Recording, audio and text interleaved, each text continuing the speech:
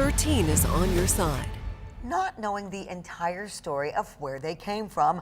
That's the experience of some Korean American adoptees right here in West Michigan. 13 Your Side's Jeremiah Brown spoke to them about piecing together their own stories and how they're helping each other.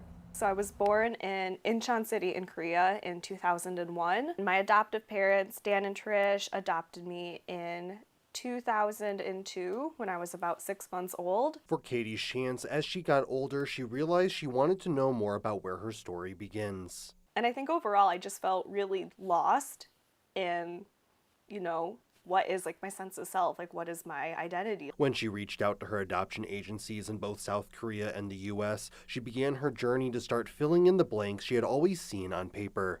I learned that my appa over in Korea had also been searching for me too, and was overjoyed to hear that I was finally doing the same. Now having a relationship with her father in South Korea in addition to her adoptive mom and dad, Shantz says her experience includes joy, but also the sense of loss and every feeling in between. So I think just telling myself that, it's okay to feel happy about, everything around me and the people in my life now, but at the same time, it's okay for me to be grieving or sad about the loss I've experienced. Sally Verstrate, a fellow Korean American adoptee, has focused her work as a therapist on helping others who struggle knowing where their story begins. I know I've experienced that too. Adopted from South Korea at the age of 5 in 1974, she has found discrepancies of her story in her own documents, something she has had to grapple with after reported allegations of fraudulent adoption practices. In March, a South Korean commission found the government was responsible for facilitating an international adoption program in the 1970s and 80s, where an investigation found some children were removed from their birth families without consent,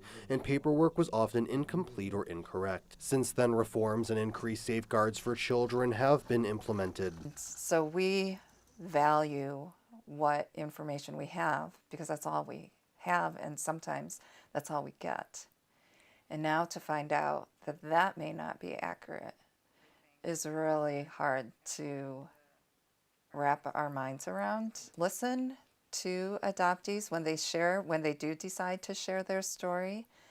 Listen to and really hear them on a deep level. Navigating their own unique experiences, they have found the importance of community and the importance of sharing. But I feel like I've met a lot of really wonderful Korean American adoptees that I have been able to share these things with. I think one of the biggest things I've learned while on this journey is just to give myself as much patience and grace as possible.